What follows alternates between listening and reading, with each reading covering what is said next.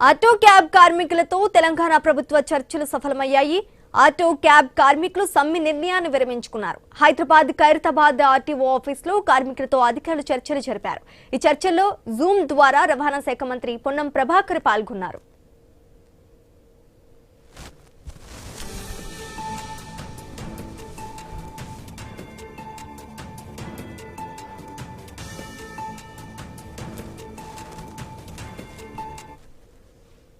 Auto కార్మికులకు సంబంధించి చాలా కాలంగా దీర్ఘకాలిక సమస్యలు ఉన్నమాట వాస్తవం.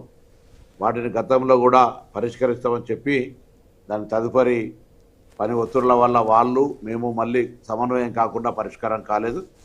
కానీ ఈరోజు రవాణా శాఖ కమిషనర్ ఇలంబర్తి గారి నాయకత్వంలో మా additional transport commissioner, joint transport కమిషనర్లు ఆటో కార్మికులతోటి చర్చలు జరిపిన సందర్భంగా ఈ సమ్మెను నివారించి ఆటో కార్మికులు ఎదుర్కొంటున్న సమస్యలు పరిష్కరించడానికి ప్రభుత్వం సానుకూలంగా స్పందించిన మాటని సందర్భంగా తెలియజేస్తా ఉన్నాను. ముఖ్యంగా ఒక అపోహ తెలంగాణ ఆటో కార్మికులు యాజమాన్ల మధ్యలో ఇబ్బంది కలిగింది.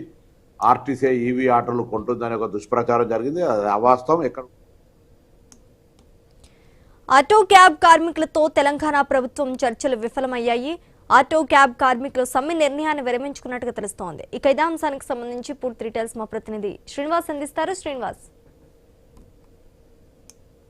వ్యాప్తంగా ఆటో క్యాబ్ సంఘాలు పిలుపునిచ్చిన సమ్మెకు అయితే బ్రేక్ పడింది. ప్రభుత్వంతో చర్చల అనంతరం సమ్మెను విరమించుకున్నట్టు ఆటో క్యాబ్ సంఘాలు అయితే ప్రకటించాయి. తమ డిమాండ్ల సాధనపై ప్రభుత్వంపై ఒత్తిడి పెంచేందుకు ఆగస్టు 23 అర్ధరాత్రి నుంచి సమ్మెకు దిగాలని ఆటో క్యాబ్ యూనియన్లు అయితే నిర్ణయం తీసుకున్నాయి. ఈ సమ్మెకి స్కూల్ డ్రైవర్ల అసోసియేషన్ కూడా మద్దతు పలకడంతో అయితే ఈ రోజు నిన్న అర్ధరాత్రి నుంచి కూడా సమ్మె ప్రారంభం కావాల్సింది. అయితే ఈ సమ్మె వల్ల సాధారణ ప్రజలతో పాటు స్కూల్ విద్యార్థులు కూడా ఇబ్బంది పడే అవకాశం ఉండడంతో ప్రభుత్వం స్పందించింది. ఆటో క్యాబ్ సంఘాలతో చర్చలు జరిపింది. ఈ ఆటో క్యాబ్ కార్మికులతో ప్రభుత్వ చర్చలు అయితే ఫలించాయి. ప్రభుత్వం చర్చలు సఫలం కావడంతో నిన్నటి అర్ధరాత్రి నుంచి చేపట్టనున్న సమ్మెనైతే విరమించుకున్నట్టయితే ఆటో క్యాబ్ కార్మికులు అయితే ఇటు ప్రకటించారు. కార్మికులతో ఖైరతాబాద్ ఆర్డీఓ కార్యాలయంలో ప్రభుత్వ అధికారులు సమావేశమయ్యారు. కార్మిక సంఘాల డిమాండ్లపై అధికారులు సానుకూలంగా స్పందించారు. జూమ్ ద్వారా ఈ సమావేశంలో రవాణా శాఖ మంత్రి పొన్నం ప్రభాకర్ కూడా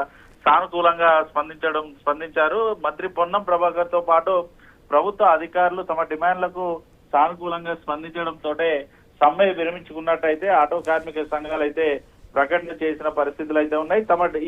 ఇటు ఆటో క్యాబ్ డ్రైవర్ల డిమాండ్లపై విడుదల చేయాలని కార్మిక నాయకులు అయితే కోరుతా ఉన్నారు. ఆటో డ్రైవర్లకు